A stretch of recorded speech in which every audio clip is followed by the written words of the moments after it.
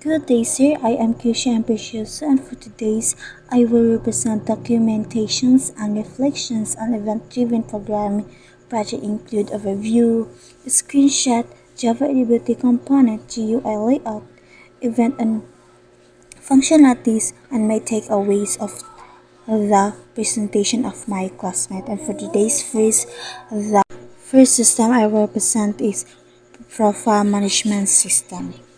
Overview. Sa management system is mag-build siya using Java AWT. Ang main functionality is mag-allow siya user para mag-update of personal information such as full name, email, phone number, address, and password. Kani siya nga system is essential in platform para mag-record og user registration and profile handling. Then, more siyang screenshot sa profile management system na dinhi ang full name, email, phone, address, new password, confirm password, and update profile button. Ang sunod is Java AWT component use na frame. Ang frame mao ni siya magamit para mag-create ang main window. Ang panel para mag-form siya sections nga likely group using panel for layout purposes. Ang label kay magamit siya name each input field, example full name or email. Ang text field is mag-input siya areas sa mga user information such as name, email, and etc. Ang password field kay possible implemented using mass text field or similar for password fields. Na siya button para mag-update og profile button, magamit siya trigger the action of saving updates. Then, sunod GUI layout. Sa itong GUI layout natin, duha layout manager o design choices. Sa itong layout managers na, ang layout mag-approve para magyamit o grid bag layout as seen from the background code. And mag-allow siya prices control para mag-placement of sa mga components. Sa itong design choices is nga clear separation para sa itong fields with appropriate spacing.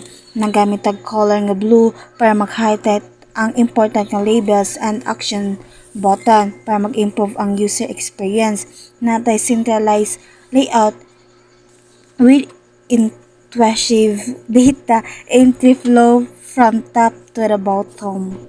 Sunod is event and functionalities. The bottom is mag-update siya profile nga likely uses sa action nga listener para mag-handle ang user interactions. Natay validate input fields para mag-check if ang password is match, ang email format is correct. Na siya yung save or update ang data sa backend or local storage. Natay possible provide feedback success and failure sa user nga via dialog box. My takeaways of this profile management system is mag-apply og Java AWT layout managers, especially nga grid bag layout para mag-provide siya nga more flexibility sa mga component arrangement og mag-handle siya mga base input validation para mag-matching sa password and ensuring correct email format og mag-implement siya modular design para mag-separate ang profile management og logic sa uban nga modules like registration or login and mag-improve siya user experience through color og layout design even in simple AWT application. Sunod is tax monitoring system.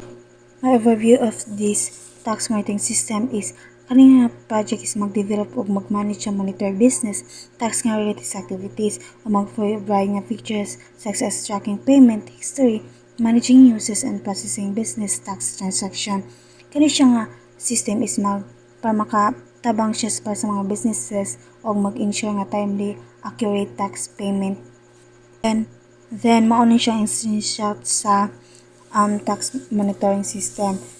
Natay analytics, users, business taxes, payment, logout, and a form at the bottom allows submitting new payments na dinhi sa screenshot or sa atong interface sa code.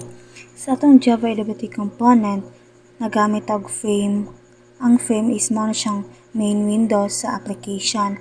Ang panel is magamit siya sa sidebar and dashboard section. Ang button is sidebar buttons like analytics and users and the submit payment button.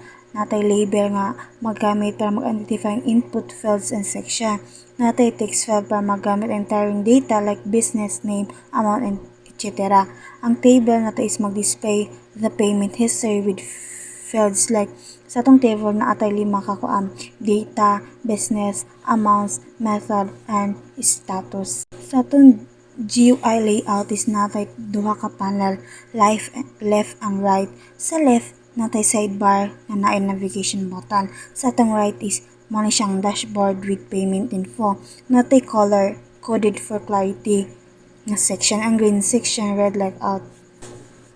Then ang sunod is event and functionalities. Sa event and functionalities natay navigation button para magamit ang action listener para mag-switch ang between views nga analytics and user. Natay submit payment button, capture user input, triggers data validation, update the payment table, o natay the payment table update in real time with new entries or status changes. My takeaways of this project tax monitoring system is kanang clearly out and functions flow and na siya central dashboard nga makahatag user and overall of key data o unsaon pag-implement real-time updates sa financial system, and also nga ipakita niya kung unsaon pag-implement multi-panel navigation using AWT o unsaon pag-handle forms and tables data efficiently. And lastly, I represent vehicle management system. So overall sa vehicle management system is mag-build siya og kahatag og organization manage para mag-fit sa vehicle efficiency o makatrack siya sa availability, capacity, or registration data nga maka-use siya og status of each vehicle.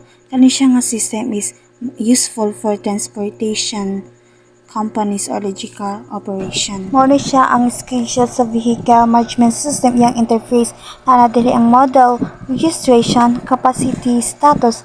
Sa action is natay edit and delete, natay a sidebar with option nga driver, vehicle, user, and exit.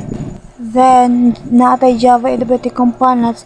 Sa atong Java AWT components na ang frame, muna siya ang main application window, ang panel para magamit siya separate na sidebar and content area. Natay label nga fields, titles in the table, and sidebar menu.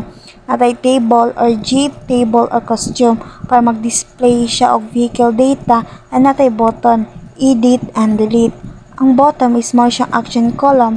Natay sidebar options like driver, vehicles, and etc.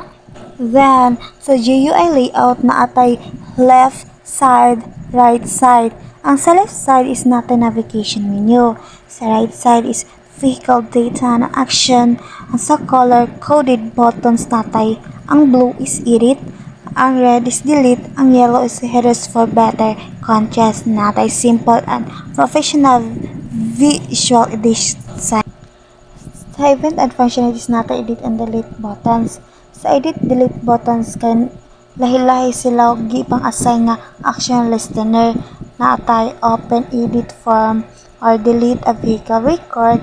Ang sidebar buttons like switch views or load different modules nga driver o user. Natay vehicle para mag-status updates sa real time nga available in use. Natay possible nga back-end or file system for data nga persistence. My takeaways of vehicle management systems is kung saan pag-effectively implement sa data nga tables and action within Java AWT, o kung saan paggamit sa edit and delete nga mga features sa para maghatag og idea kung saan pag-design sa code nga operation, and also kung saan pagkuan sa intuitive layout and color-coded na may status action buttons para makatabang siya sa pag-improve sa using experience and reduce error. And that's all. Thank you.